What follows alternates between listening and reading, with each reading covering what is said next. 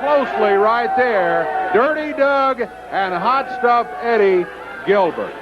You know, Dave Brown, it's real funny to me that Ricky Morton comes out here letting his alligator mouth overload his hummingbird butt.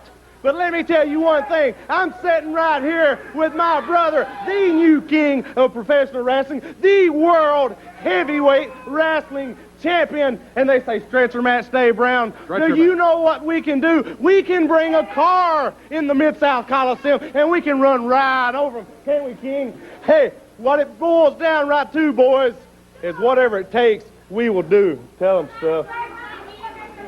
You know, Dave, someone said to me earlier this week, Eddie, you seem to have a high-toned voice on television. So today I'm going to try to talk like Eddie Gilbert talks, and that seems to be the only way sometimes to get people to wake up and listen to something. Ricky Morton, you came back to the USWA, and you said you were going to become the world heavyweight champion. Well, I slipped on a banana peel one night, and I let you win it for 1 week.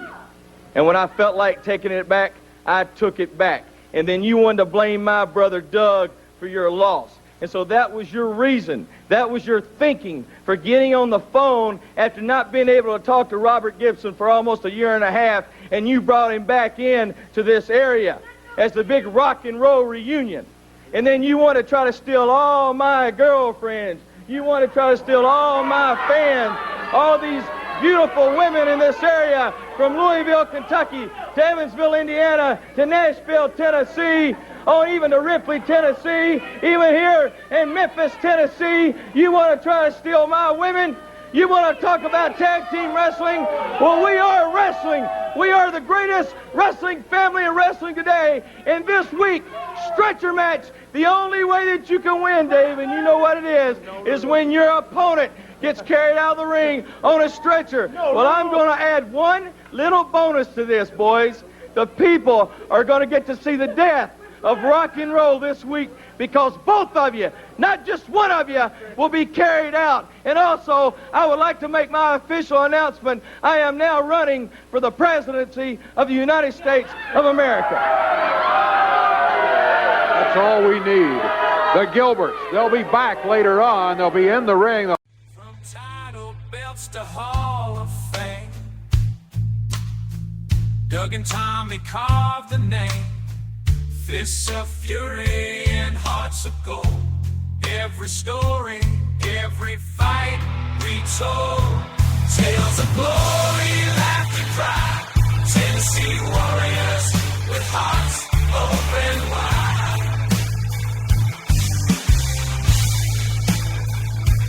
In the ring or on the air, legends living without a care.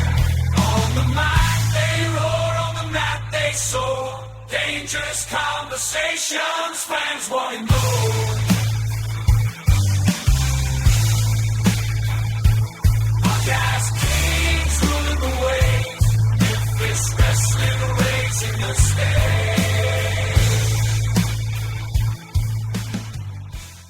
Hey everybody, welcome to episode number 23 of Dangerous Conversations with Dangerous Doug Gilbert and Tommy Wildfire Rich. Guys, can you believe we've been doing this for 23 episodes?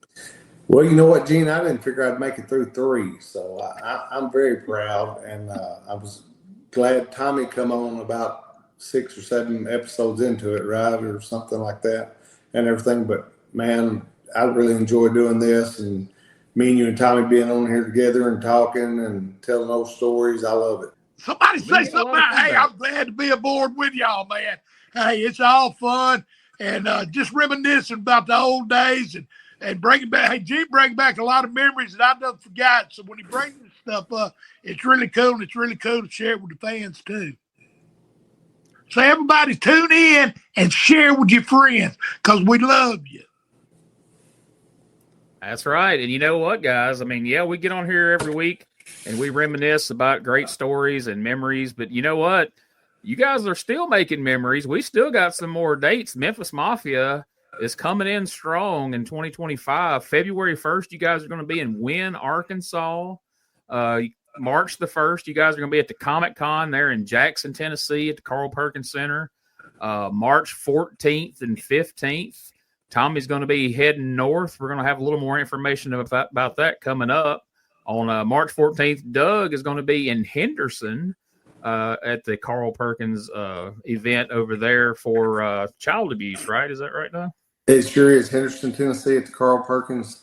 Would actually be at the high school, and but it's for the Carl Perkins Child Abuse Center and everything. I mean, it's a great cause, and everybody come out. We'd love to see y'all for some good old Southern wrestling. To get out there and support it, because it is a great cause, man. You're doing a good thing, Dougie. And we've had Tommy there Tommy was there last year, actually, I think. Right, Tommy? Yeah. Me and you was there. No, it wasn't last year, year before last and everything. And, or I might be wrong, but no, I think it's the year before last. Year before last. Yeah, because last year's one of my You got a better memory than me, anyway. there you go. It's the year before last, but yeah, it's cool. Then you guys, April 18th and 19th, WrestleMania weekend, you guys will be in Las Vegas for Game Changer Wrestling. Of course, you guys always have a good time when you go out there for a Game Changer Wrestling, wherever it's at. So excited to see what you guys are going to get up to in Vegas for GCW. Oh, man, I love to go to Vegas, and I know Tommy does too. And, Brett is a cool dude and everything to work for. And, I mean, he's got great guys, great talent and everything, and I can't wait for that. It's always a good time, man. And, they a good bunch. I mean, it ain't about him and me. It's, they about each other. And it's always, everybody's good with everybody. They supposed party animals like me too, Yeah. Hey, they're good people. Absolutely. GCW is a lot of fun. It's a great mix. You got old school, you got, wild deathmatch style wrestling. There's something for everybody on those GCW shows. So make sure you check that out. And then May the 3rd, Philadelphia, Pennsylvania, TWA One and Done. That big event's going to be in the afternoon. There's going to be a fan fest that evening. There's going to be a show. You guys are going to be in action. Memphis Mafia versus Team Extreme. The franchise, Shane Douglas, bringing a mystery partner to take you guys on. Can't wait for that one. So a lot of cool stuff in line for the Memphis Mafia coming up over in 2025. And we keep adding new stuff. Every time I talk to you guys each week, you guys have added on some new dates. So, folks, keep it coming. And if you want to get Doug and Tommy for your event, you can send an email to DougGilbertPodcast@outlook.com. And I will get you in touch with these guys, and we will get them headed out. They can wrestle. They can come and do signings. They can come out and do appearances, commercials, you name it. They'll come party with you. Whatever you want to do, the Memphis Mafia will make it happen. Party cake with G. I think Tommy wants me to leave with that party thing, and then we just kind of leave. Bring these guys out and party. If you just have to do any of this other stuff, they'll do that. But we're looking to party here. We're Tommy. Hey, ain't nothing wrong with a good party. We just brought New Year's in. I hope everybody's New Year's has started off great. And like I said, just if y'all like our show, man, check it out. Share with your friends and keep tuning us in, man. Yeah, share on anything you're listening to us on. Share and man, we'll tell her if you got any questions. Like I said, I don't think Gene will tell you that me and Tommy hadn't answered to the best of our ability and actually to the truth. That's right. Even if it hurts. That's right. So send those questions in. We're going to be doing another Q&A episode here real soon. So you can send that same email address, DougGilbertPodcast@outlook.com. Send in your questions, or you can post them on our Facebook page, and we will ask those in an upcoming Q&A episode coming up very, very soon right here on Dangerous Conversations. And, guys, it's been nothing but good feedback. Everybody's having fun listening to you guys tell stories and reminisce. And a lot of good feedback on the WCW 89 episode. A lot of people telling me that they learned a lot that they didn't realize, that Eddie was doing a lot of the booking and that he had a hand in some of those big storylines that they remember so fondly, like the Terry Funk and Ric Flair angle, and then him, helping bring Steamboat in.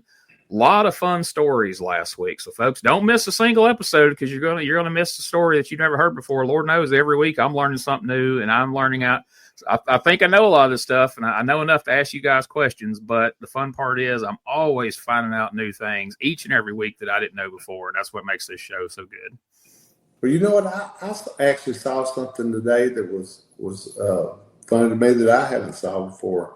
It was Tommy Rich and who was your partner against Gino Hernandez and Gene? Who was that you put on there? Oh yeah, it was Tommy and Dick Slater against Tully and Gino.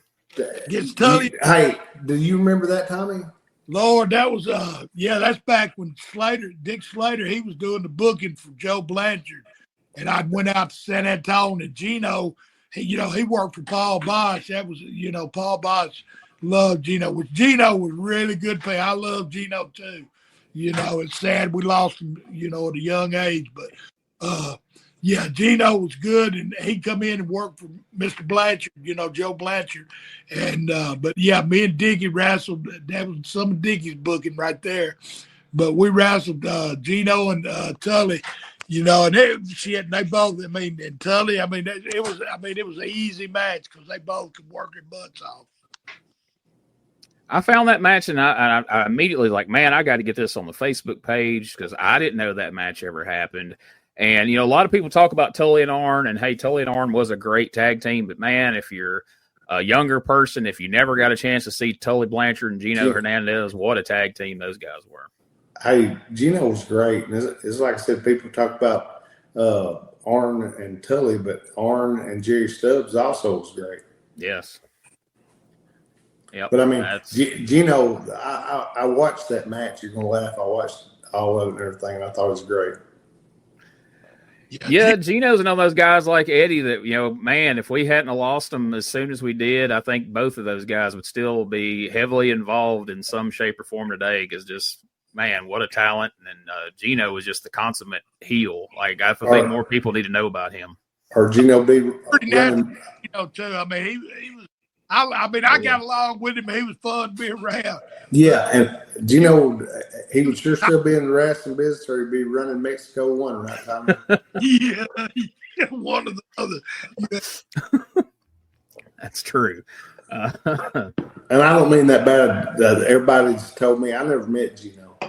They said Gino was great and everything, but he was a great worker. I've sure watched matches of him. He's a great worker.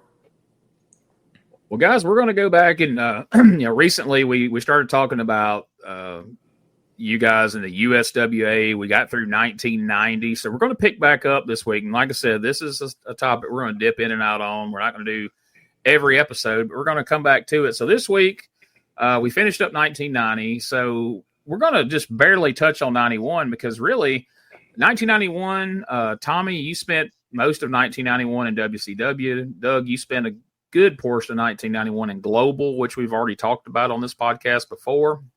But you did come in for bits and pieces of 1991. So we're going to talk about a little bit about that. And then we're going to get into 92. So on February 15th, Doug, you wrestled Eric Embry.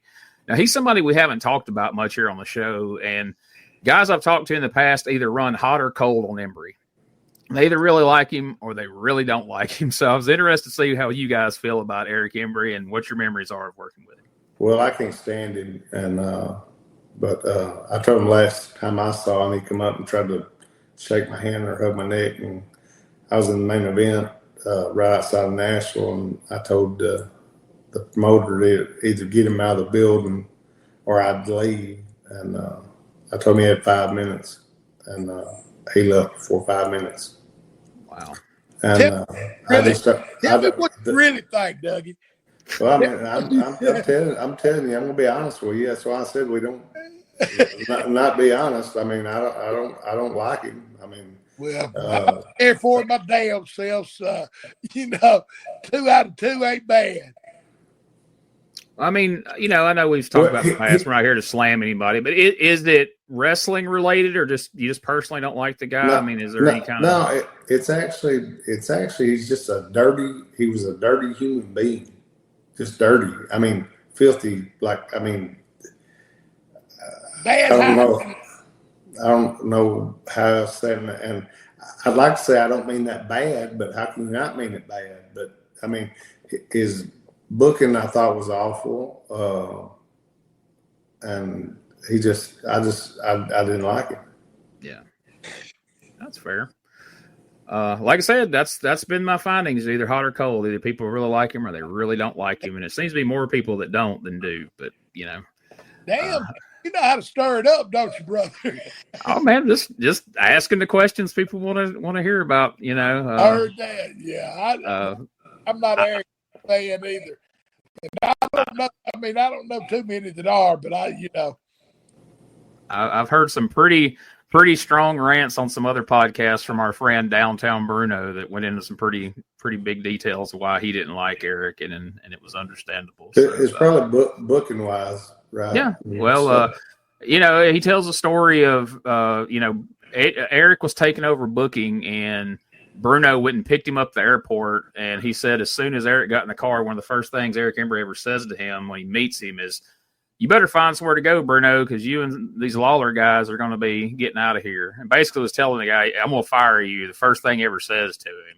And so that's how they met, Well, yeah. Well, I mean, what kind of guy would say that? That's what I'm saying, a dirty type guy. Yeah. I mean, who would say that?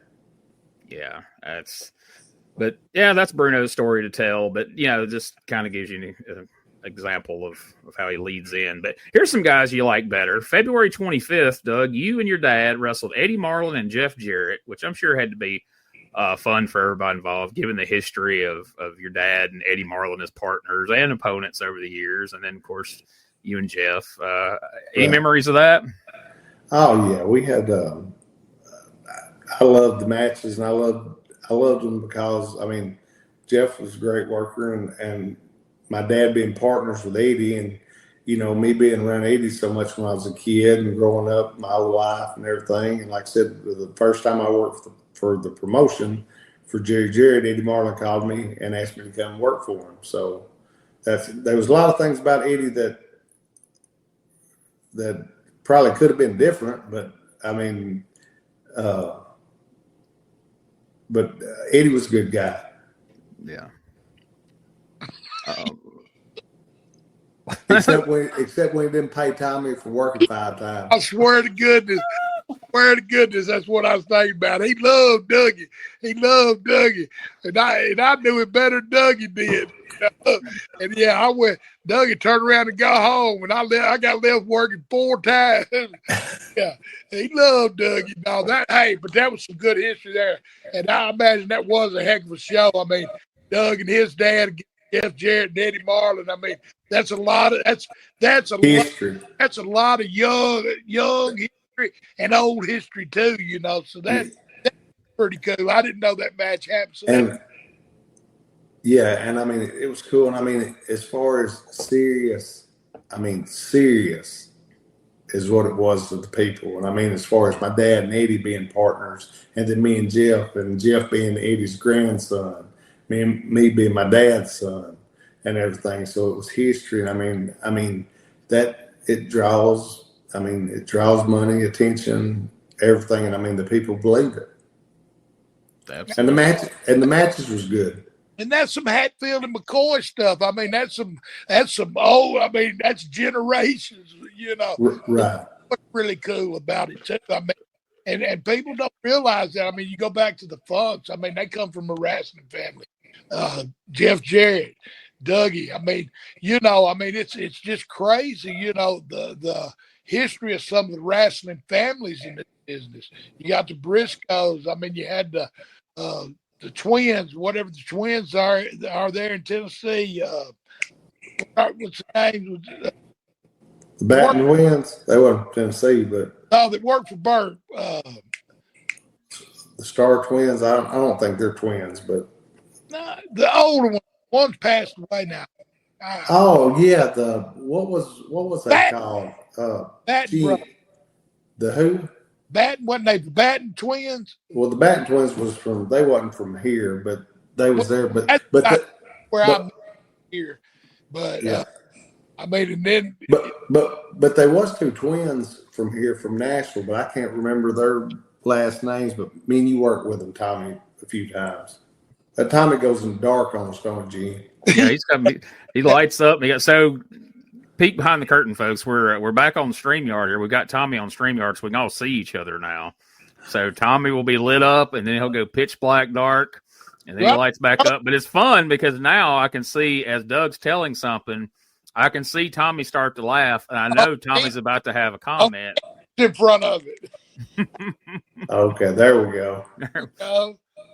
There you are. But yeah, I saw Tommy start laughing a minute ago when Doug was putting over Eddie Marlin, and I knew Tommy was about to have a funny story to tell. Shit. I mean, my dad and Eddie Marlin, they was good friends. That's how I met Eddie Marlin and even got around the wrestling business. Back before Eddie Marlin started wrestling, they worked at Greyhound together, I think, or somewhere. But they went down to the wrestling school to try out. And they went the first time. My daddy, he quit, and Eddie Marlin came back. So yeah, that's a lot of history. Yeah, my daddy, he got straight, and he didn't come back. Eddie Marlin came back, and of course they stayed friends and everything. But I used to go, like I said, with Eddie, and I go with Tom. Eddie and Tom be going to Evansville or different trips, and I'd always get to catch one every now and then. And that's some of the good things I remember about the wrestling too. Was before I ever got in it. I mean, just how cool it was, So in March of '91, you did some stuff down in Puerto Rico, which we want to dig into in the future. We'll talk some more about Puerto Rico. But you joined Tommy for some shots in WCW, which we've talked about in the past. Had some matches with Luger, and the listener asked us about the one with PN News. You worked with the Young Pistols, and of course, Tommy was working pretty consistent around that time as part of the York Foundation, which we talked a little bit about during the Q&As. Right. But then you went back to the USWA in June, and in July, you had a couple of matches against a very young Chris Candido. Did he stand out to you at the time as a young man that was going to have a bright future in the business, or was he just, another kid you had a match with? He was a good, solid worker. I mean, Chris was a good, solid worker, but it was like he was like an old school type worker, but like no gimmick type or anything. But yeah, Chris was really great, and he had a great attitude, and he really looked up to my brother. My brother really liked him, and he was just a really good guy. I mean, down to earth. I mean, if he could help anybody, he would, and everything. And Eddie always helped him out. I was fixing to say Eddie took him under his wing, didn't he? Yeah, he sure did. Because he told me, I know when I went to ECW and everything, he always talked good about Eddie. Yeah, Eddie took care of him in Memphis, got him in Memphis, and then took care of him the whole time he was here. That's cool. That result kind of stuck out in my head, and I thought, well, I want to ask you about Candido, because I know he got into business really young, and and it was from up around New Jersey, and he was bound and determined to get down to Tennessee because he had always read about Memphis wrestling and was a big fan of all the guys. So and he saw Eddie and Lawler, and those guys was up there all the time for Dennis and the different guys, for Joel, for Dennis and everything, and that was cool. So we're going to head on into 1992 at this point, and in the USWA, and at the tail end of July of '92, Doug, you and Eddie have a couple matches with the Rock and Roll Express, with the Gilbert brothers winning a tag team stretcher match. What do you remember about working with the Rock and Roll Express around 1992? I remember I've got a long cut across my head from one of the nights in Louisville. And, I remember Robert Gibson tagging Ricky and saying, get in here. I think he's going to bleed to death. And I thought, when we got back to back, blood was all over me and everything. But we had great matches, which, Ricky and Robert, great workers and everything. And I mean, me and Eddie working with them, I think we all had good chemistry and everything. And, I mean, you couldn't have a bad match with them. No, to this day. Doug and Eddie, that's a good heel combination, because they heels at heart, and then you got Rick and Robert, which are baby faces at heart. So I mean, so everybody worked together. I mean, I can imagine. I bet it was a hell of a match. I loved it. I was in there with three of my idols. I mean, I loved Ricky and Robert, and my brother was my favorite and everything. And I mean, my dad was my favorite also and everything. But I mean, just being in the ring with my brother and Ricky and Robert, to me, it was just awesome. Yeah, I wish some of those whole matches existed on tape. I'd love to be able to see some of those matches. But that jumped out at me on paper, exactly what Tommy just said. Consummate heel team, consummate babyface team. There's no way it couldn't be great matches. I think I saw it somewhere. I'll have to try to, or somebody's got it, send it to Gene and everything. Yes. But because the Louisville one, I think somebody's got that I've seen before years ago. Yes, absolutely. Reach out to us on Facebook or shoot me an email. Love to see that. People have been good about that lately. But now, Gene, that's going to be on like VHS or something before that, so you could change that over, I guess. Oh, yeah. I've got a setup for that. There's a lot of the stuff you see on Facebook that I'm putting up, I've pulled off of VHS tapes, so that's not a problem. So then on August the 10th, after being away from Memphis for a few years at this point, Tommy Wildfire Rich returns to the USWA, and in his first match back, he defeats Doug Gilbert at the Mid-South Coliseum. You guys remember that match? Doug, you remember being excited to have a match with Tommy as he comes back? Oh, yeah, I was tickled to death. Now, my brother, not so much, because, and I don't mean this bad or anything, but my brother thought they was bringing Tommy in to work against him, and I think that's when he was maybe the unified champion, maybe not, but I think it was. And but they had him work against Dundee and me work against Tommy. And Eddie thought he got the short end of that stick, which no pun intended. No, I didn't mean that as a joke. But anyway, he wanted to work against Tommy because he knew how over Tommy was, which Bill was over, but Bill was there every week. And so I was fresh, and that makes a difference too. Yeah, I was coming in fresh. And shit, I mean, me and Eddie, but the hard that is, I work with Doug. I bet he did find that hard to take. Well, and the thing about, boy, you talking about getting got onto when you got back from the ring, and I thought me and Tommy had a great match. And you know what Eddie's logic of it was? He said the match was good, but it would have been greater. He said, you know what you did wrong? And I said, no, but I'm sure you're fixing to tell me. And he said, yeah. He said, whenever you was taking them bumps, you should have got up quicker. He's talking about during Tommy's comeback. And I thought, and I thought, shit, I was blowed up. I couldn't get up no quicker. You're supposed to set it a little bit too. Yeah, he'd have got you either way on that one, Doug. If you'd have got up too quick, like, and you wasn't selling, man. You gotta. Yeah, there you go.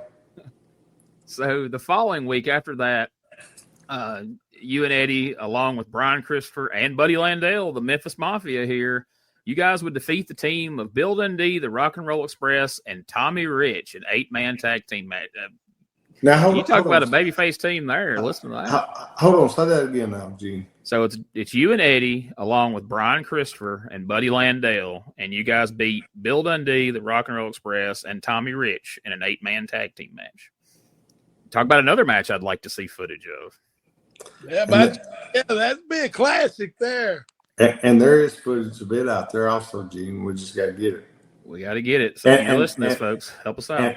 And man, that was, to me, that was some of the best days of, as far as for me, that I loved. Because I watched everybody I was in the ring with. I grew up watching and everything. I mean, it was cool.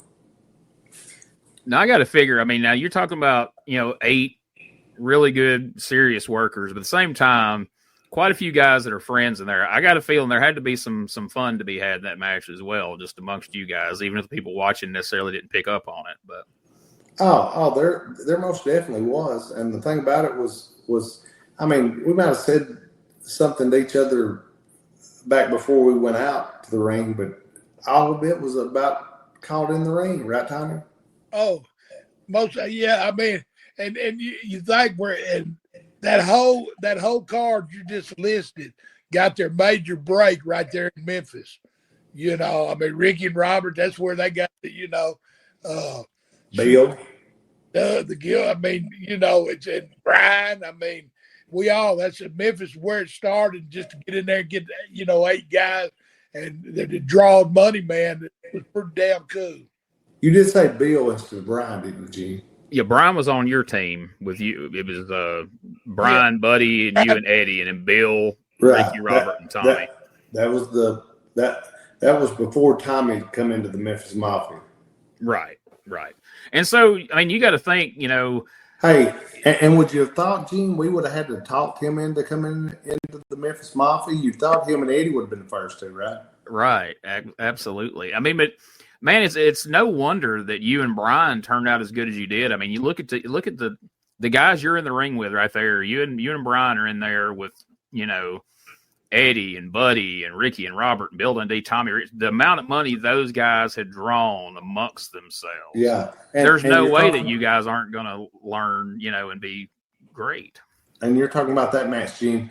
What about the and then there was that 10-man tag, right? Also that me and Tommy and Brian was in, and Terry Funk and Lawler. Yeah, we're going to get to that. That's a doozy. And I mean, but just matches like that, people don't understand how much that meant to me and everything. But what I was saying about what Eddie was saying about, like, during Tommy's comeback and everything, he told me, he said, but Eddie was a perfectionist. You can ask Tommy or anybody that knew Eddie, and he said, you should have been getting up quicker from them bumps. But what he was talking about was he was wanting the people to pop more. But what he's hot about was I was the one that got to work with Tommy, and he didn't. Right. That's what it amounted to. Yeah. But, you think of how well that served you over the years, because I've seen it in dressing rooms where young guys come through, and it's all a bunch of young guys on the show, and they'll go, how's my match? And everybody just passes them back, goes, oh, yeah, it's great, man. It's great. Well, all they hear is it's great. But, you were getting constructive criticism that helped you learn, and now you understand what he wanted from that. And you know what, Gene? The thing about it is Tommy would tell me if something was wrong. It wasn't like, the guys, say, oh, it's all good and everything. If it was something that I'd done wrong, Tommy would tell me I'd done it wrong and everything. If it was something that like Buddy Landel ever seen that you done wrong, he would tell you it was wrong. If something Eddie ever seen that was wrong, he'd dang sure tell you it was wrong. But what I'm saying, all them guys, it wasn't, like today everybody just wants to pat you on the back and get a payday and everything and say, oh, it's good.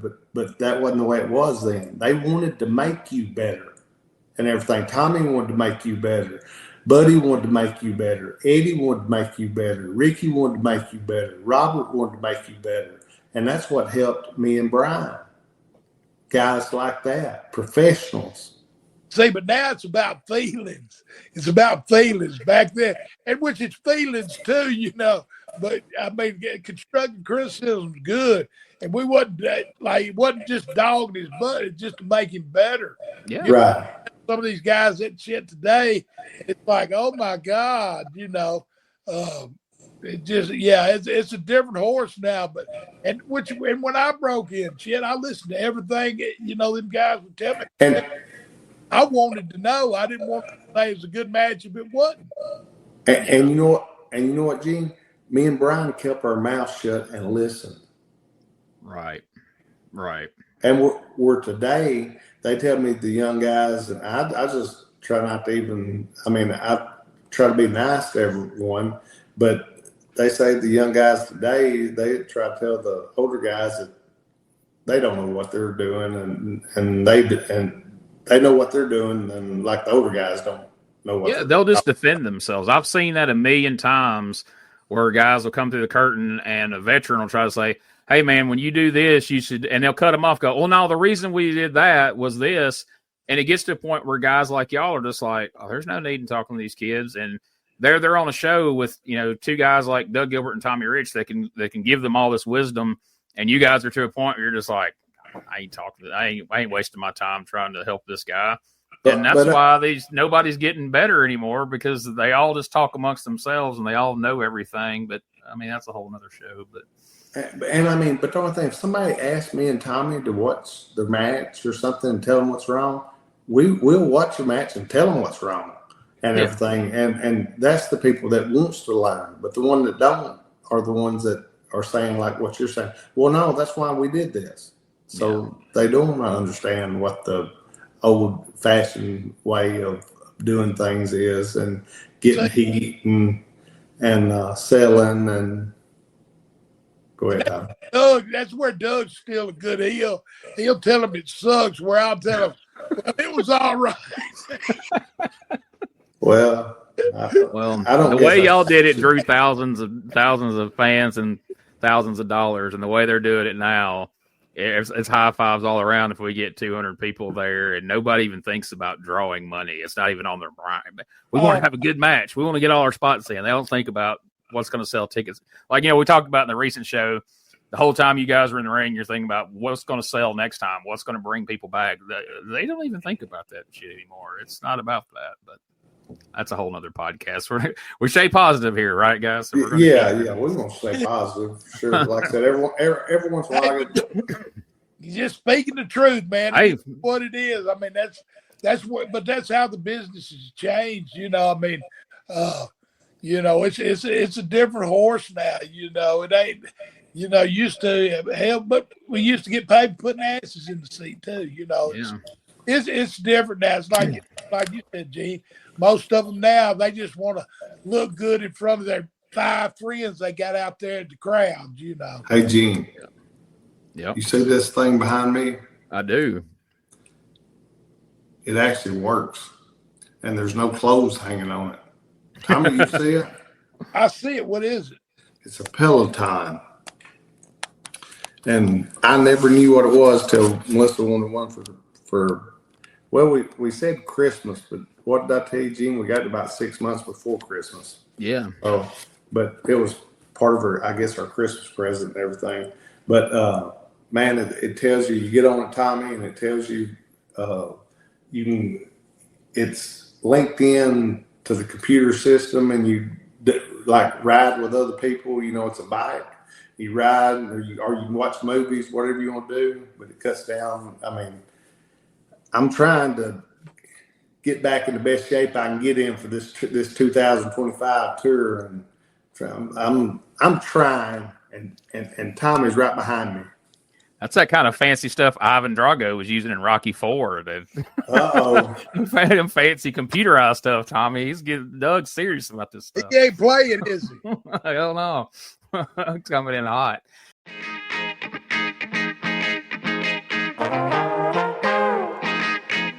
Hey, it's Bob Smith, and guess what? The Outdated Wrestling Hour is now part of the WrestleCopia Podcast Network.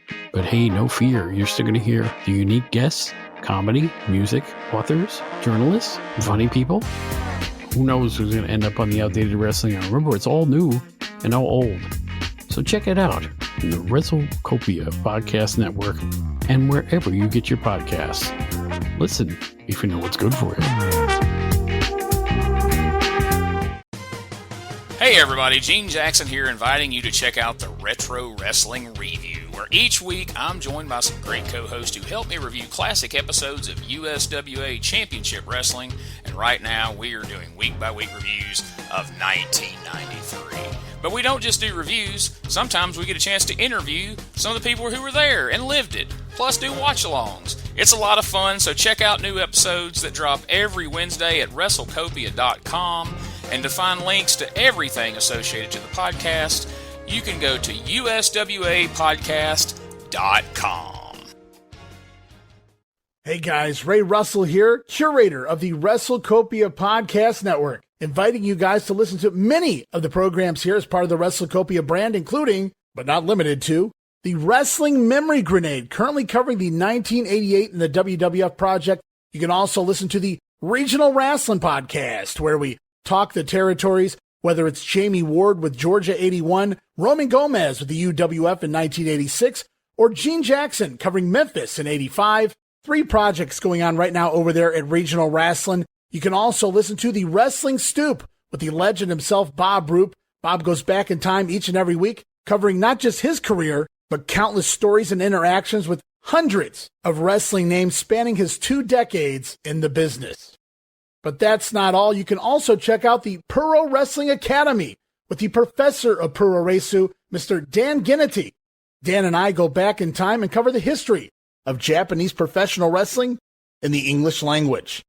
And you can listen to all of those shows and more, all part of the WrestleCopia Podcast Network, located over at WrestleCopia.com. That's WrestleCopia.com, and anywhere your podcast streaming needs are met, from Apple to Spotify, Pocket Cast, and beyond. And while you're at it, why not subscribe to our social media guys for all the latest goings on here at the WrestleCopia Podcast Network. Plus, I'm constantly adding old school video clips and pictures from throughout wrestling history. You can follow us over on X, formerly Twitter, at Wrestling Grenade. That's at RASSLIN Grenade. Also, follow and like me, Facebook.com/Wrestling Grenade. And why not subscribe to YouTube.com/Wrestling Grenade. So if you're looking to support that next up-and-coming podcast brand, please consider making it WrestleCopia. So over the next few weeks, you and Eddie continued to work with Ricky and Robert, while Tommy turned heel on Bill Dundee and started having matches against Bill. And eventually that led to them bringing in the Junkyard Dog team against Tommy and Buddy. And in some matches, Tommy teamed with Buddy. In other matches, he teamed with Billy Joe Travis. And Hey, Gene. Hey, Gene, can I ask Tommy this? Yeah. Tommy, did your matches with Bill, you had good matches with Bill, didn't you? Well, yeah. I mean, but it's kind of like pulling teeth. They's hard. I mean, just Bill, but they was good. Bill was hell. I mean, yeah. But Bill was but that's what I was going to ask, because Bill's a hell of a worker and everything. But I never heard my brother have problems having great matches with people. But it was like the chemistry or something wasn't there. Then when I worked with him, it was like the same. Bill was great, and I love Bill. Yeah. But it was like, it was hard. I mean, I don't know why, but like some people can't. And it's like me and Tommy talk. Like, I mean, as a tag team and everything, I love working against Tommy too. But I loved it better as far as us being a tag team and everything. But the chemistry with Bill was, and I never heard my brother say that with hardly anybody or anything. And Bill drew so much money in Memphis, and he could work and was such a great worker and everything. But Tommy and I worked with him during his prime, where I was working with him at the end of his, and I was thinking maybe that was why me and Eddie was having a problem, but maybe not. Maybe it was just the chemistry wasn't there. Oh, I believe even with him and Jerry Lawler, can you imagine Jerry Lawler and Bill working with each other? I mean, that had to be hard to both of them. Well, I don't mean disrespect to nobody. I just, when you said that, the chemistry and stuff, but I mean, it's like Jerry Lawler draw big money and so did Bill. And so can you imagine them? I mean, them two. I mean, you think we had a hard match? I bet they both thought they had a hard match, I mean, but Bill was, I mean, I remember some matches with him.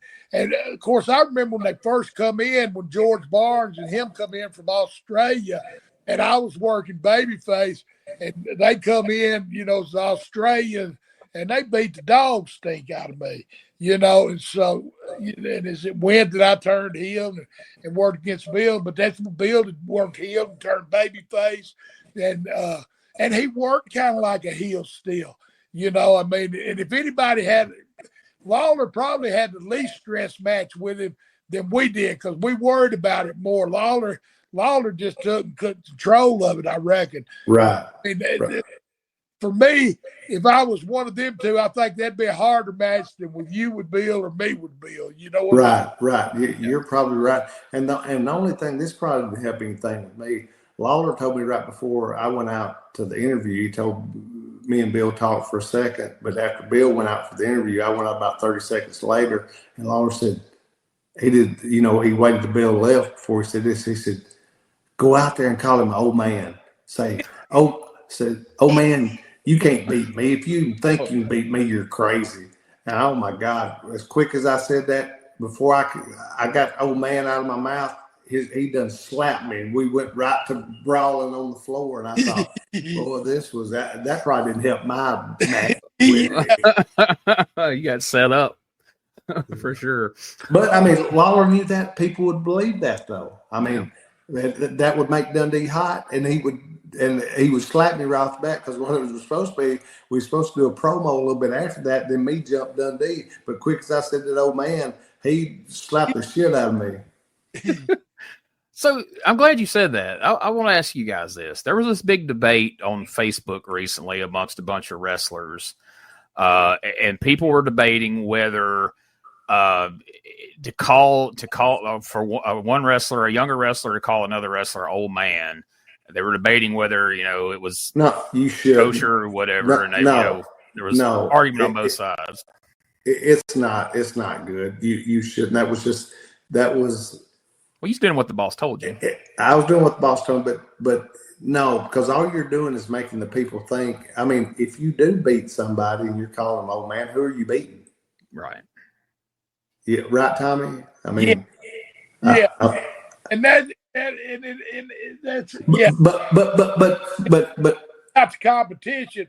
And if you say go out there, I mean, it's like, well, he's older than dirt. I mean, that's you just defeating your purpose. Hey, this guy's proved he's a legend in this business, and I've got an opportunity to go out here and beat a legend. That sounds much better than I'm an old man. Right. Yeah. It sure does. But I mean, the thing, the only reason I think Lawler told me to say it was he knew Dundee's reaction on TV, and he knew the people would believe it and they would buy tickets. And that's, but no, it's not good. It's not a good thing. Lawler knew that was going to piss Dundee off. Right. Exactly. And like I'm saying, that probably didn't help my matches with him either. No, they didn't help the chemistry, I'm sure. No. I'm going to show this kid who the old man is, brother. So before we move on from that, speaking of, so how was, you'd been around him for years, Tommy. How was 1992 JYD to work with compared to 80s Junkyard Dog, and how did he get over at this point with the Memphis crowd? Because he never was really a Memphis guy.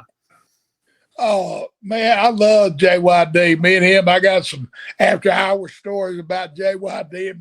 I mean, he was a good friend of mine.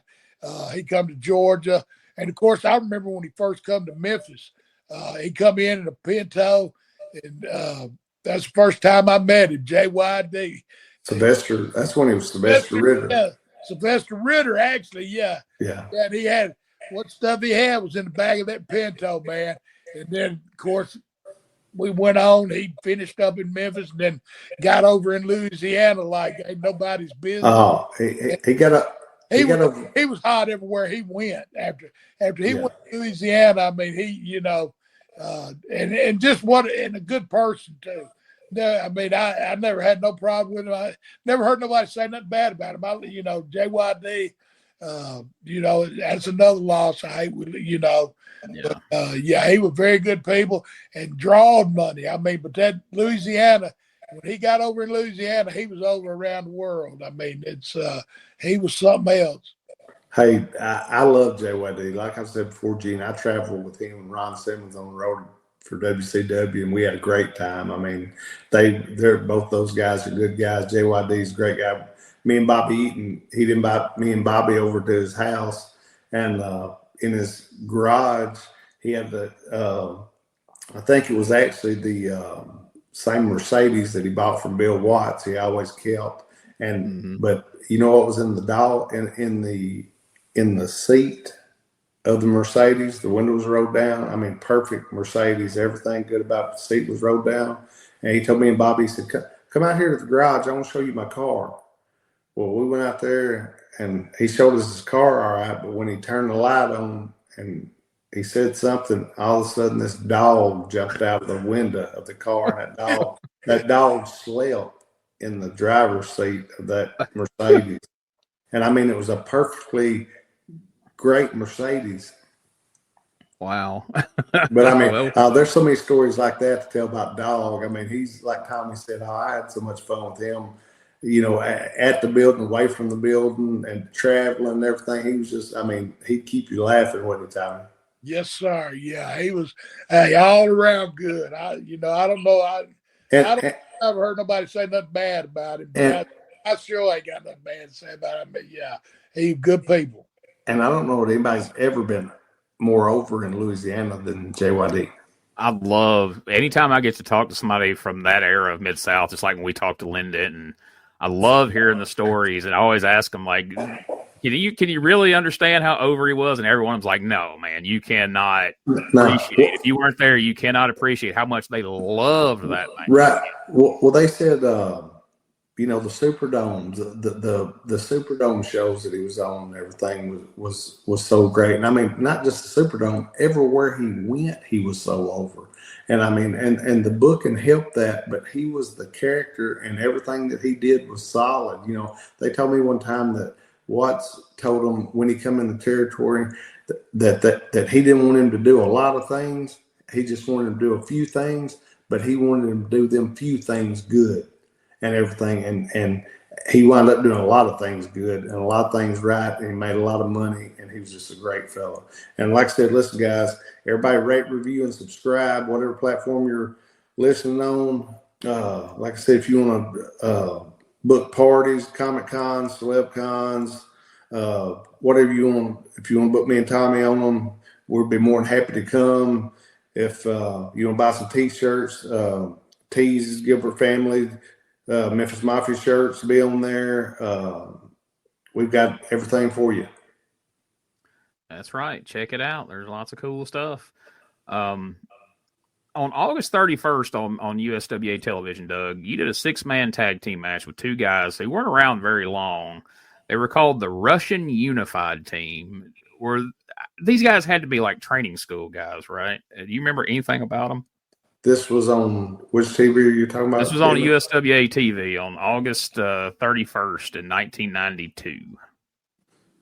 And who was my partner?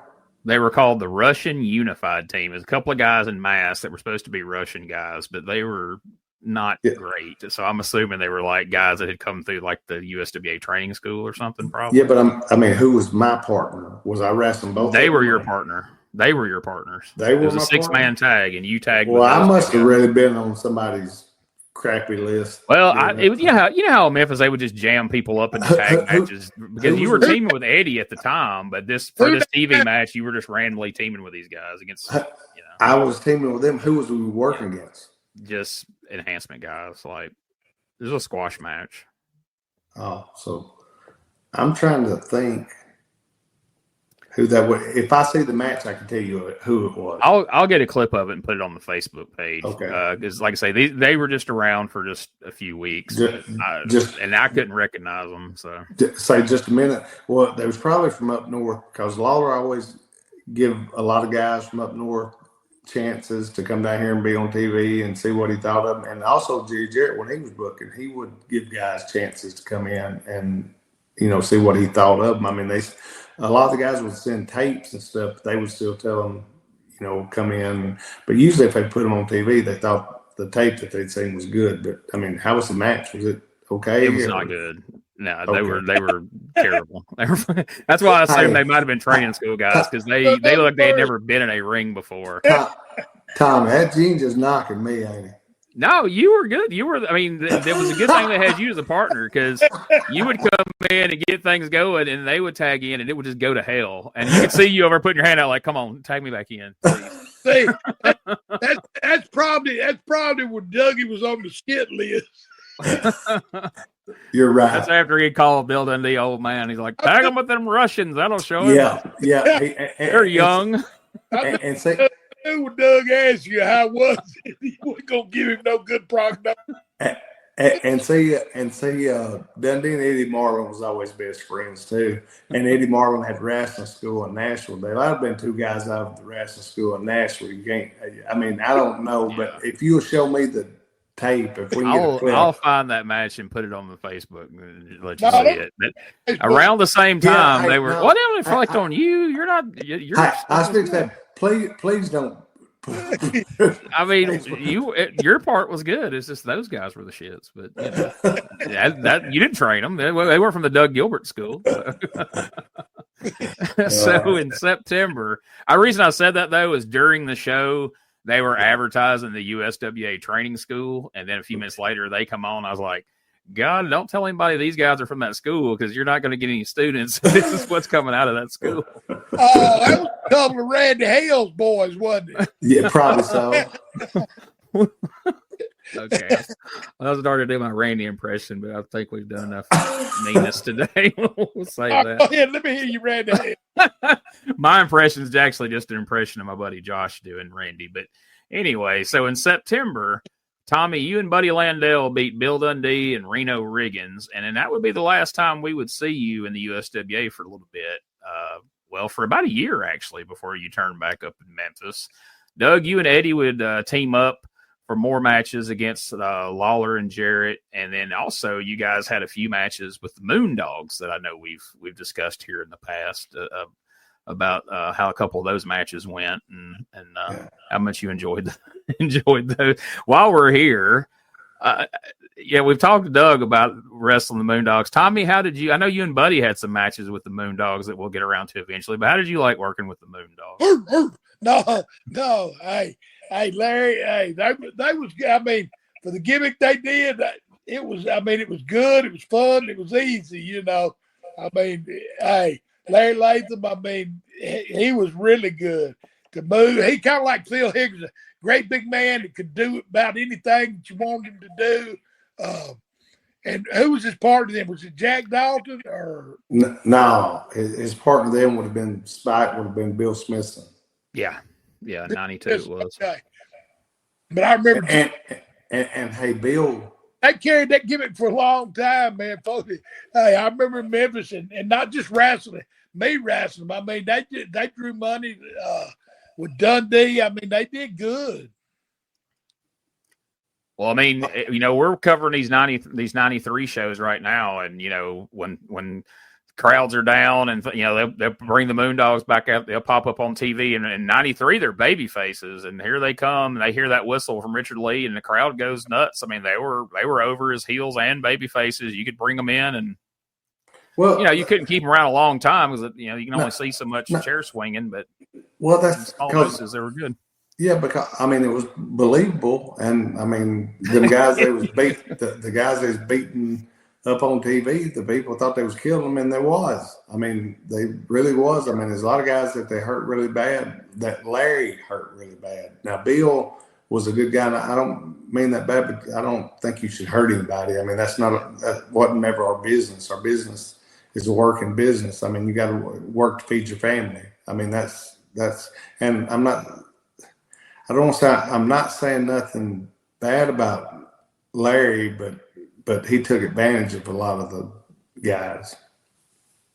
Yeah, those TV guys, I mean, they would get close-ups of their back after he's hit them with those chairs and he's splitting people's head. But I mean, they drew a lot of money because the people believed it and everything, and that's what we want is to draw money. But when you're working in the house shows and you're swinging boards at your top guys and you wind up breaking people's arms and stuff, that's not what you want. No, not at all. That's what I want.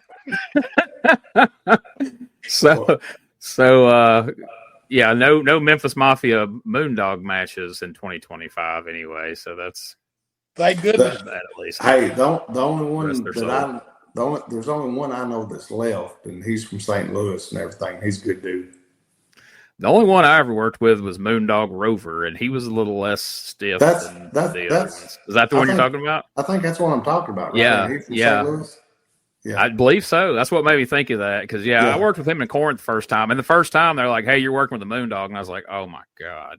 And also, okay, and he was easy as pie. Gene, I don't have a date on this, but a guy called me the other night, and you're gonna laugh. I work with Lawler at a couple of them, but it's called a Banana Festival in South Fulton, Tennessee, which is right south. There's South Fulton, Tennessee, then South Fulton, Kentucky, right across the line there. And he wanted me and Tommy to work at it, so I'll have to get that date for you also. Good deal. Yeah, we'll get you guys up there to the Banana Fest. That should be fun. So interesting enough, you guys would both head out of USWA to Japan in 92 with Tommy going to work for the War promotion, and Doug, you would be competing for Wing. Doug, clearly you enjoyed going to Japan because you went there frequently over the years. Tommy, how did you like working in Japan?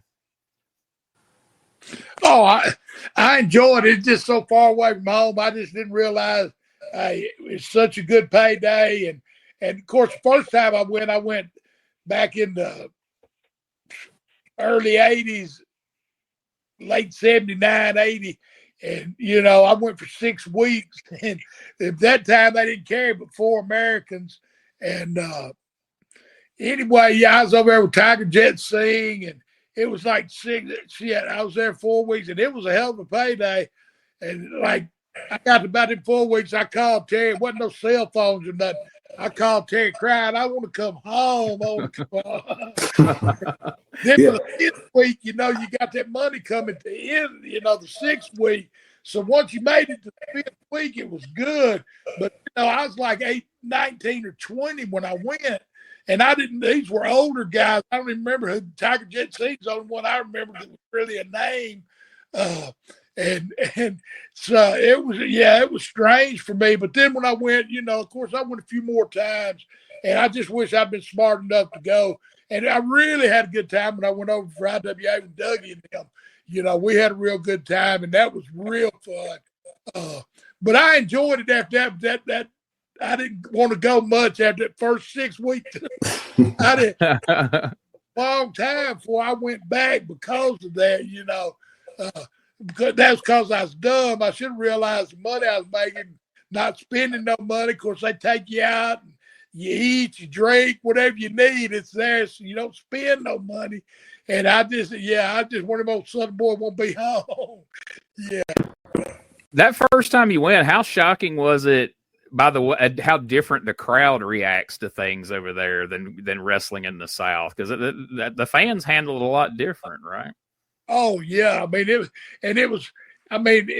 westernized at all the first time I went. The next time I went, they had like a Shakey's. You remember Shakey's Pizza? Mm-hmm. They had a Shakey's Pizza in Tokyo, but you got outside of Tokyo, man, there wasn't nothing. You ate rice, fish soup, or whatever they had. That's what you ate, man. And it was in it, and the crowd, like you're talking about the crowd. You get out there and you do a big high spot or something, and you'd hear like clap, clap, clap. It wouldn't be whoa, whoa. It was completely, you do it like home. They go boom, boom, boom, boom, and they're just popping. And there, if you got a big clap, that was their big pop. Right. It was more like, Gene, like a church kind of atmosphere. Everybody'd be dressed up in suits and everything, and then you do some spots, like some great spots, and then all of a sudden at one time you'd hear everybody right together and everything. No, when I loved it. Japan, I loved it. I went 50 some odd times and everything, and I carried Tommy, I think, 3 or 4 times with me, and man, we had a great time. And it was totally different when I carried Tommy with me.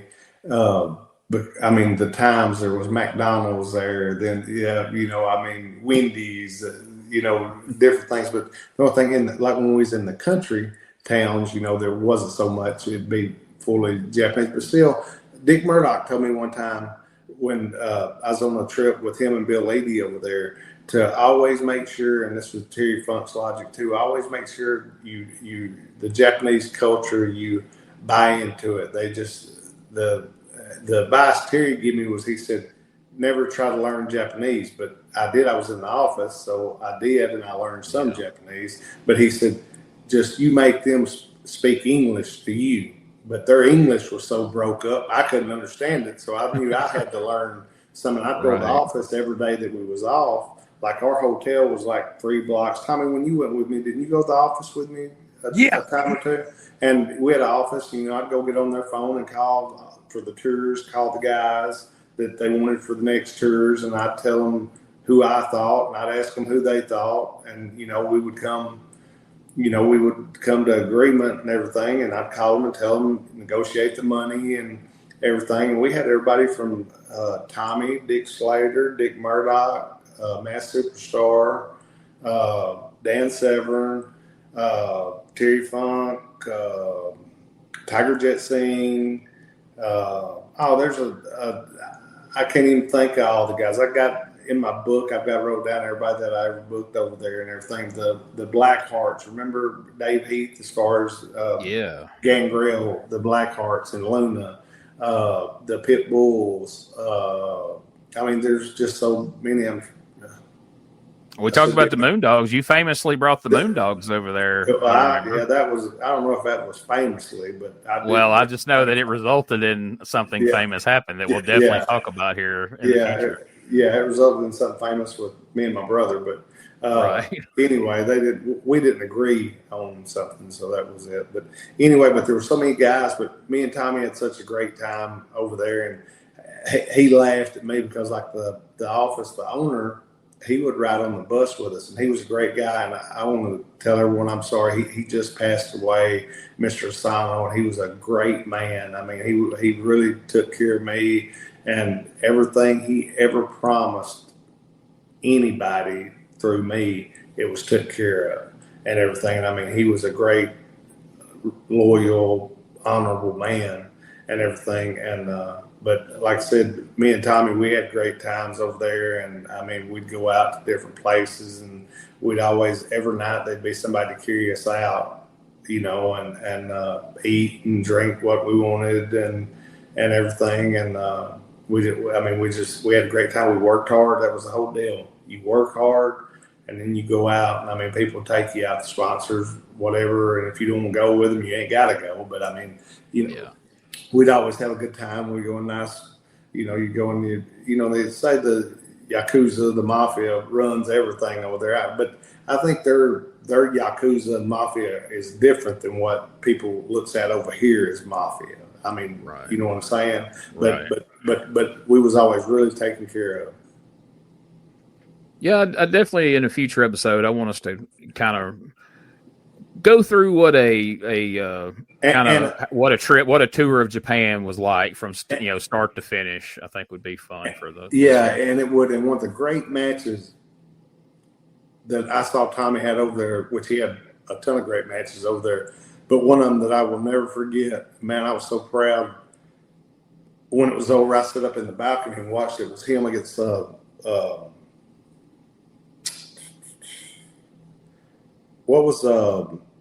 Tarzan Goto. And Tarzan Goto had just, I think, beat me, for the IWA World title sometime 6 months before that or something. And he was defending the title against Tommy, I think it was. And but they had such a match. They went about 35, 40 minutes. And, I mean, they went. I mean, Japanese going. You talking about, man, I thought it was a great match. He's the one with the blonde hair, right? No, he was the one with the black. Remember, he was Onita's. Oh, like you remember big. He's a big guy, but I mean, he was in shape. But I mean, at your point, he was in. Well, I would say shape, but his shape's like a pear. It could be a pear, right? But I mean, he was in shape cardio-wise, what I mean. And he could go. And I mean, him and Tommy went. Like I said, they went 35, 40 minutes and everything for the IWA. I think it was for the IWA World title and everything. And, man, the people got him from Tommy being the former NWA World Heavyweight Champion. The people was with it from get-go. The crowd was great and everything. And, I mean, it was a cool match. And I feel like Tarzan Goto probably had a lot of respect for you Memphis guys because, he came – so wasn't it kind of like a tradition for a lot of those guys to come do the, learn the American style and tour America? Because I remember Goto being in Memphis in the 80s. Him and his team was Sato, I think, Kiyo Sato. Kiyo Sato. It was a thing. It made them more popular in Japan for them to come to the States, and then when they would go back to Japan, they would be bigger stars. Right. It's kind of like a badge of honor to have gone and worked the States, and right.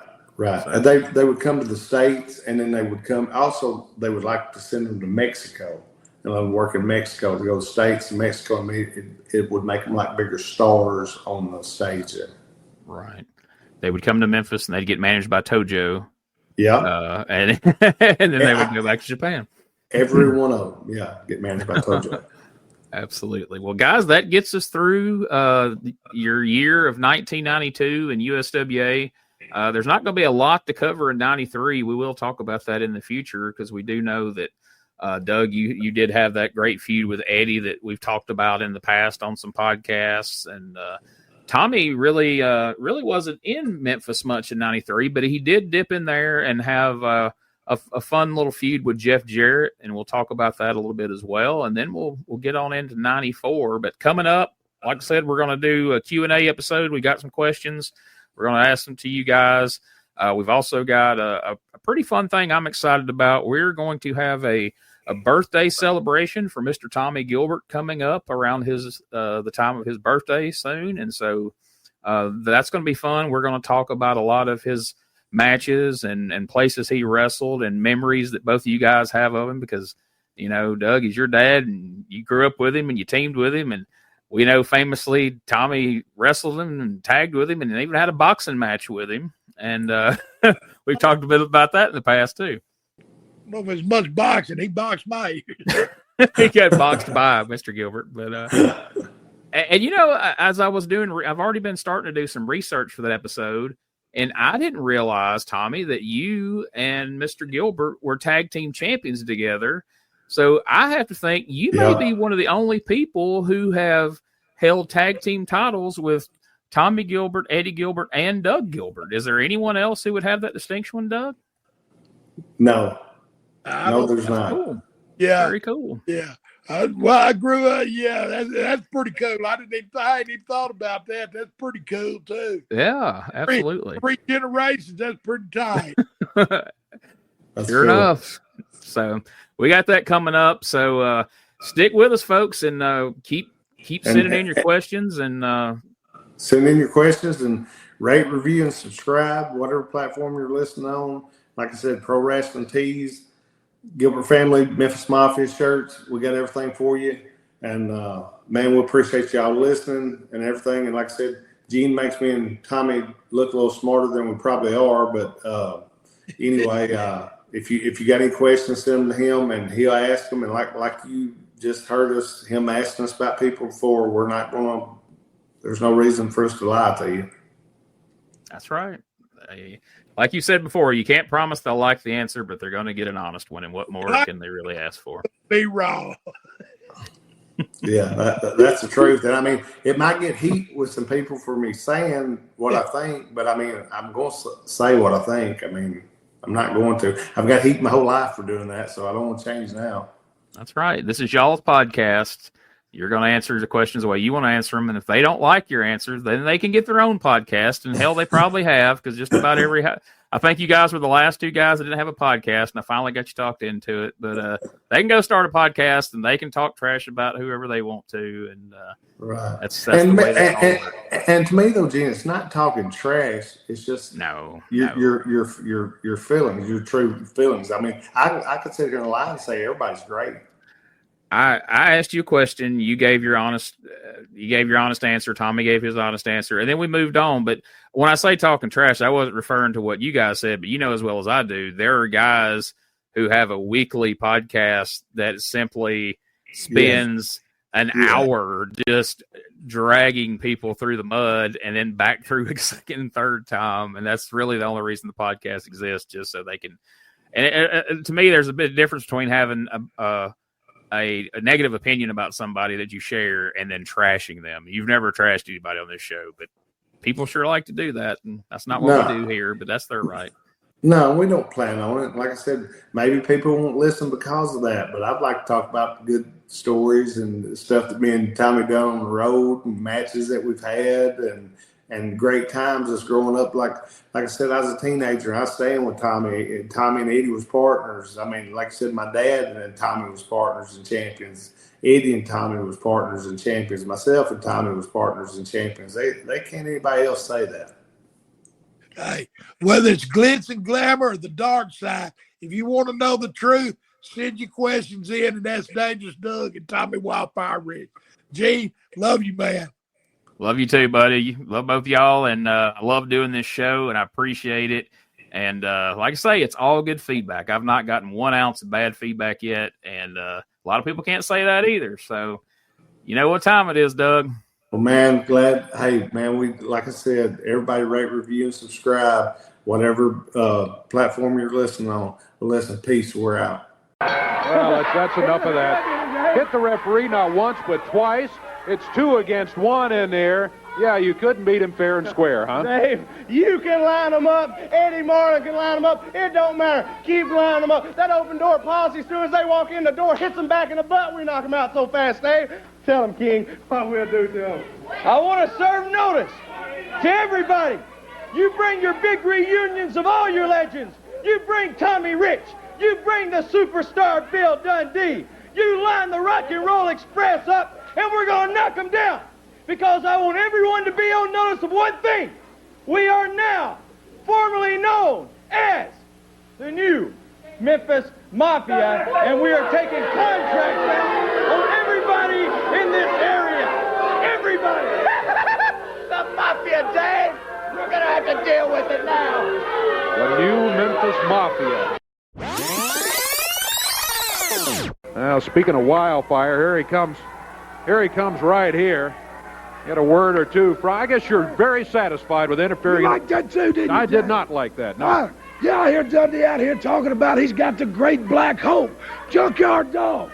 Well, who cares about the dog? You know, you got a phone right here, don't you? Yeah, we got a phone here. You know where Buddy Landel's at? He's out buying us a big ranch today is why he's not here. We got the hog farm. We're going to put Dundee and them out there, and then we're going to get us some thoroughbreds. Anyway, get him on the phone.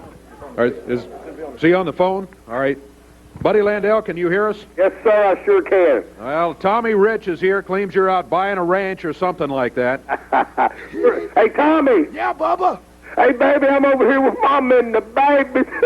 Hey, Tommy, look here. I just got home, man. You ain't going to believe it. That old man and that old woman, man, they're getting ready to foreclose on that ranch. And I opened that briefcase with that money, man. Yeah. That old man grabbed his heart and he laid back. He went, "Oh, Mama. Oh, Mama. God sent us an angel." So he took it? Yeah, he sent you 2 blonde-haired angels. Hey, looky here. Tommy, that old man, look here. You ought to have seen that old woman out there pushing that mule out there in that cornfield, man. We're going to buy us a tractor, though, ain't we? we? Pick that thing up dirt cheap, man. And listen to this. The best thing about it is that old man and that old woman are going to live and move. They're going to move into the barn, and they're going to work the land for us for 6 months for free. Oh, you believe that? And hey, listen to this. The best thing about it is they're going to build another room for Dundee and then the Junkyard Dummy, too, man. Can you believe that? You got the word, huh? We got Junkyard Dog, the king of the dog biscuit eaters, and Bill Superstar Dundee. You know, right now, we're ready to go. We got a ranch. We set now, Dave. I mean, you know the thing about it is the people got to remember. Bill Dundee been around there for a long time. Junkyard Dog, he doesn't burn his name out. Look here. Tommy Rich and Buddy Landel, we ain't seen our finest day yet, and 2 young men can beat 2 old men any day, boy. Well, it's like we got right here, around here in this area here, we got the Great White Hope and the Great Black Hope. But when it's all over, there ain't going to be no hope for either one of them. Or the people either. What I mean, Tommy, it ain't nothing for us to beat Bill Dundee up. It ain't nothing for us to say, "Hey, Junkyard Dog wasting his time coming up from Atlanta," because all he's going to do is get tore up once again. Well, but, gentlemen, I'd love for you guys to continue this conversation here and explain how you're... I'll call you in a little bit after I have fixed to go whoop up on somebody right now. Well, I got to go out here and kick this old woman out in the field, man. She looks like she's trying to take a break on me, so I'm going to go put a foot in her butt, okay? Yeah, that's fine. Tommy's got a match coming up right here, and Buddy, the 2 of you are going to have to deal with JYD and the superstar Bill Dundee coming up this week. They're going to have to deal with us, Dave Brown. We don't have to deal with nobody. I want everybody to remember one thing. The bottom line is 2 young men beat old men any day. Well, we'll keep that in mind. Thank you, Buddy Landel, for your contribution here. Hey, everybody. I know we talked about it at the beginning of the show, but I just want to remind everybody one more time where you can see the Memphis Mafia, Dangerous Doug Gilbert, and Tommy Wildfire Rich coming near you real soon. Coming up February the 1st, you can catch them in Wynne, Arkansas. March the 1st, they're going to be at the Jackson Comic Con in Jackson, Tennessee. on March 14th and 15th. Tommy's going to be up in New Jersey and at the big event for some signings up there. We're going to have more details about that. You can check out the Facebook page. Anything I tell you about right here, details can be found on the Facebook page, facebook.com/Doug Gilbert Podcast. Also, March the 14th, you can catch Doug in Henderson for that big fundraiser going on at the school over in Henderson. Again, more details on the Facebook page. Also coming up, April 18th and 19th, Doug and Tommy will be at Game Changer Wrestling in Las Vegas, WrestleMania weekend. Huge events going on there. And you can see your favorite Memphis Mafia members right there in Las Vegas for Game Changer Wrestling. And then last but certainly not least, May the 3rd, one and done, the big TWA reunion show, Philadelphia, Pennsylvania, at the old ECW Arena. There's going to be the Fan Fest in the afternoon, and, of course, the big show that night where Doug and Tommy will be taking on Team Extreme, the franchise, Shane Douglas, and a mystery partner. What better place to do it right there in Philadelphia? So there's stuff getting added all the time, so always hang out till the end of the podcast here. We'll tell you where to catch these guys coming up. We'll tell you about all the signings. Tommy's got some virtual signings coming up as well. Again, check out the Facebook page for all that information and for cool videos, pictures, all kinds of content related to Doug and Tommy right there on the Facebook page. So make sure you check that out. We update it pretty much every day. So make sure you stay on top of things because we're always adding new content there every day. And it's always a lot of fun stuff that we end up talking about. Either we have talked about on the podcast or we end up talking about on the podcast. So it all ties together. And stick around while I tell you about a few more things you need to know right now. Before we get out of here, I just want to take a moment to remind everyone, if you have an upcoming wrestling show, autograph signing, collector show, Comic-Con, or any event or booking that you would like to inquire about the services of Dangerous Doug Gilbert and or Tommy Wildfire Rich, just send us an email at DougGilbertPodcast@Outlook.com, and someone will get back to you as soon as possible to get more information on your event and do the best we can to make that happen. Also, if you are interested in advertising your event, your business, your product to the listeners of Dangerous Conversations, as well as to promote your event, business, or product across all our social media platforms, you can send that inquiry to DougGilbertPodcast@Outlook.com. We would love to work together with you to get that out there to the listeners of Dangerous Conversations. Remember to check out DougGilbertPodcast.com. There you can find links to all things related to this podcast, as well as Doug and Tommy themselves. You'll find a link to the Dangerous Conversations Facebook page and the Dangerous Conversations Twitter, now known as X. And we're always posting content daily, involving the Gilbert family, Tommy Rich, all sorts of things from their career. We got magazine articles, videos, pictures, you name it. We're posting new content every single day. Make sure you follow so you don't miss out on any of that.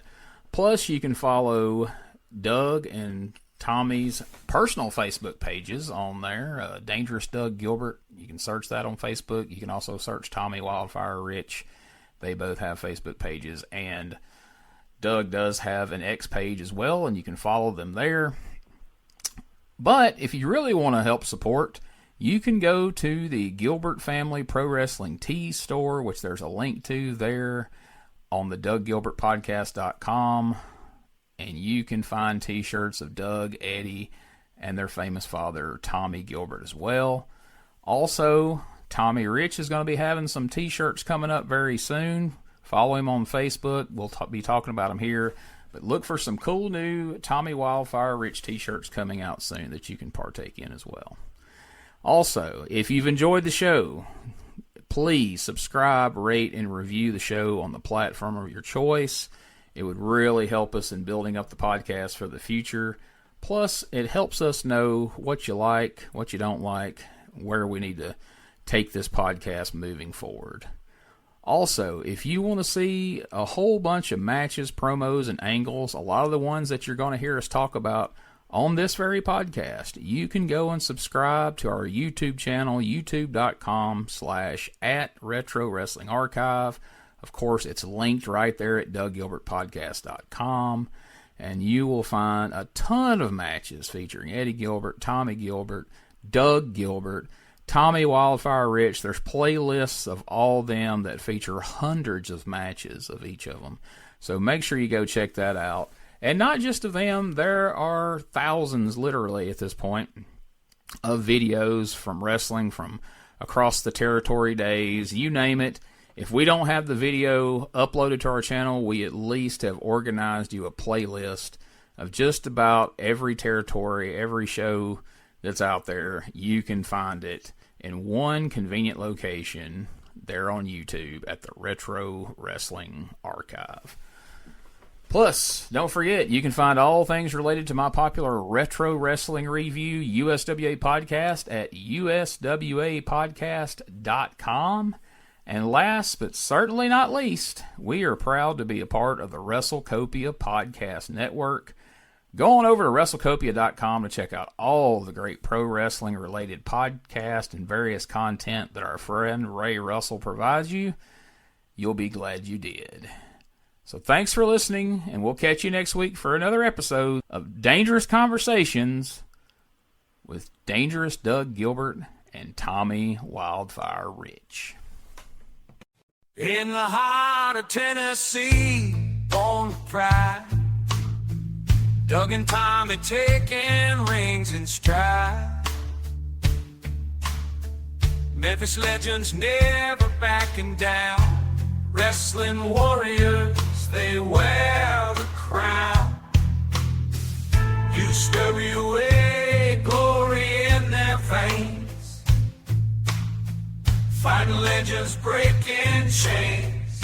In the squared circle they made their name. Podcast champions, it's their claim to fame.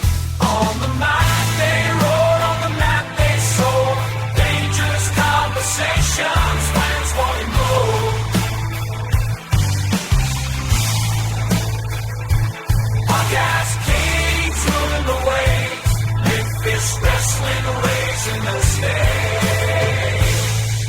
From title belts to Hall of Fame, Doug and Tommy carved the name. Fists of fury and hearts of gold. Every story, every fight retold. Tales of glory, laughter, cry.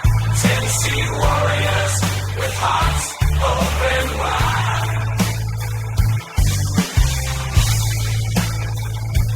In the ring or on the air, legends living without a care.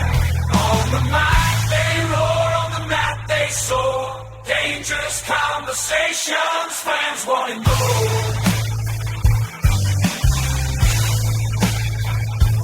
Podcast kings ruling the waves. Memphis wrestling raising the stage.